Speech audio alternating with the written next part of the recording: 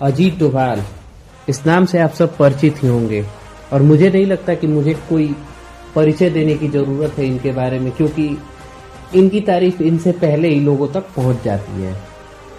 इनसे जुड़े तमाम किस्से आपने इंटरनेट पे पढ़े होंगे और सुने भी होंगे। इसी कड़ी में मैं भी एक छोटा सा किस्सा इनसे और इनकी पत्नी से जुड़ा हुआ आपसे शेयर करना चाहता हूँ। सुनिएगा, बहुत इंटरेस्टिंग लगेगा। नमस्कार, मेरा नाम है हृदय तिवारी और मैं आप सबका स्वागत करता हूं अपने इस यूट्यूब चैनल पे। दरअसल ये कहानी है अजीत डोभाल सर और उनकी धर्मपत्नी अरुणी डोभाल की। एक व्यक्ति के सक्सेस में उसकी धर्मपत्नी का कितना बड़ा रोल होता है, उसका जीता जागता उदाहरण ये स्टोरी है। साल 1972 में जब अजीत डोभाल की शादी हुई अरुणी डोभाल के साथ, तो उसी साल इंदिरा गांधी ने इनकी काबिलियत को देखते हुए इन्हें इंटेलिजेंस ब्यूरो में बुला लिया था। उससे पहले ये एक आईपीएस ऑफिसर थे केरला कैडर के। जैसे नेशनल लेवल पे इंटेलिजेंस ब्यूरो ऑपरेट करती है, वैसे स्टेट लेवल पे सब्सिडियरी इंटेलिजेंस ब्यूरो होती है।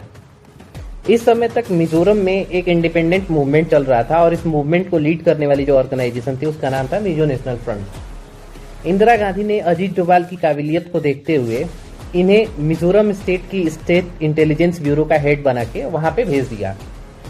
नई नई शादी हुई थी अजीत डोभाल सर की। ये अपने धर्मपत्नी के साथ मिजोरम गए।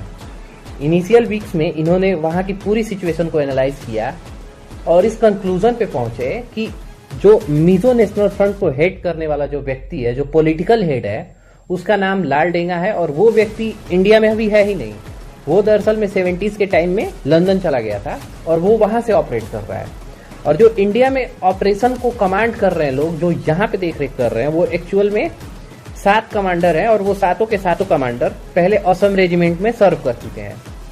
दरअसल ये बात है 1964 की, जब असम रेजिमेंट ने अपने एक बटालियन को बर्खास्त किया था और उस बटालियन में अनफॉर्चुनेटली मीजो स्पीकिंग लोग थे।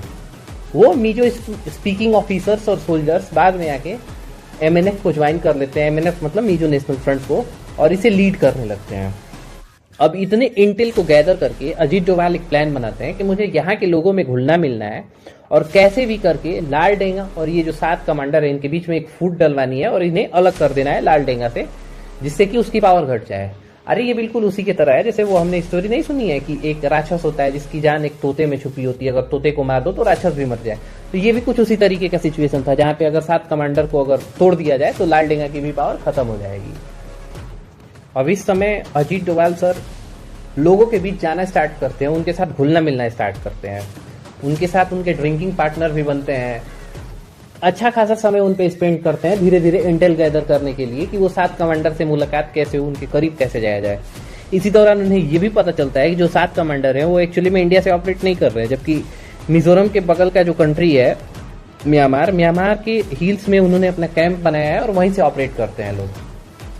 ऐसी सिचुएशन में अजीत डोभाल सर भी आउट ऑफ इंडिया जाते हैं बॉर्डर क्रॉस करके और वहां की जो पॉपुलेशन होती है उनमें घुलने मिलने का प्रयास करते हैं।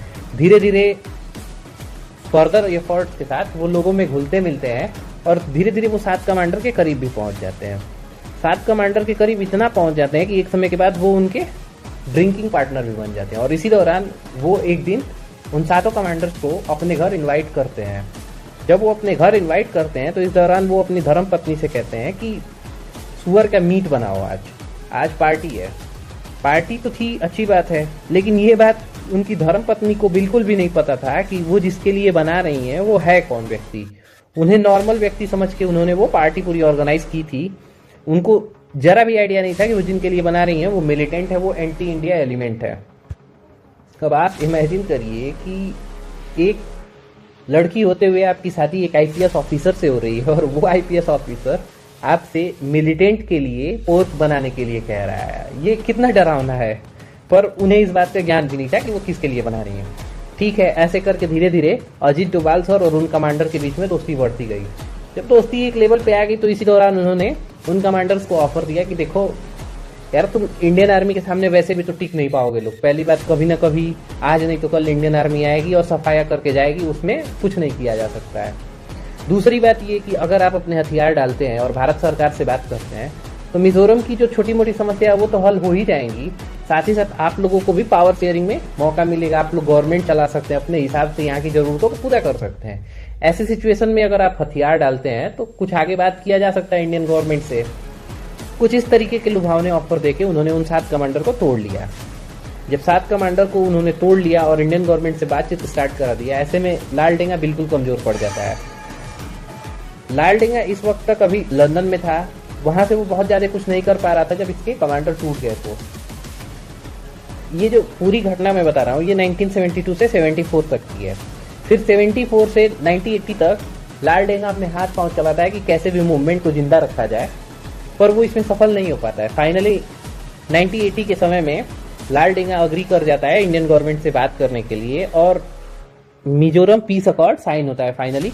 और 1987 में मिजोरम को एक फुल स्टेटहुड का दर्जा दिया जाता है और लालडेंगा यहाँ का पहला चीफ मिनिस्टर बनता है। तो ये पूरी स्टोरी में एक चीज कॉमन थी कि उनकी धर्म पत्नी ने उनका हर एक मोमेंट पे साथ दिया, किस तरीके से सिचुएशन कैसी भी रही हो। और इन सब में एक इंटरेस्टिंग बात बताऊं, 1987 में जब मिजोरम एक फुल स्टेट बन गया और लालडेंगा इसके पहले चीफ मिनिस्टर के रूप में अपॉइंट हो गए, तो उन्होंने एक इंटरव्यू दिया था और अपने उस इंटरव्यू में उन्होंने ये बोला भी था कि अजीत डोभाल का मेरे 7 कमांडर को तोड़ के लेके चला जाता मेरे लिए बहुत बड़ा सेटबैक था और उसी की वजह से ये मेरा पूरा ऑर्गेनाइजेशन टूट गया और मैं इंडियन गवर्नमेंट से बात करने के लिए मजबूर हुआ और मिजो पीस अकॉर्ड साइन हुआ था। तो अजीत डोभाल सर की ये भूमिका थी मिजोरम को इंडिया में इंटीग्रेट करने में। और पता है इस ऑपरेशन के बाद वो कहाँ गए थे? इस ऑपरेशन के बाद वो सिक्किम गए थे और सिक्किम को भी इंडिया में इंटीग्रेट करने में बहुत बड़ा रोल निभाया था।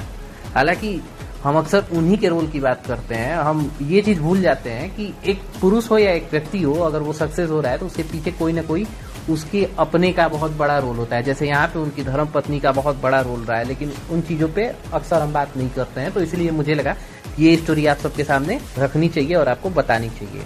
कैसी लगी स्टोरी जरूर बताइएगा। धन्यवाद।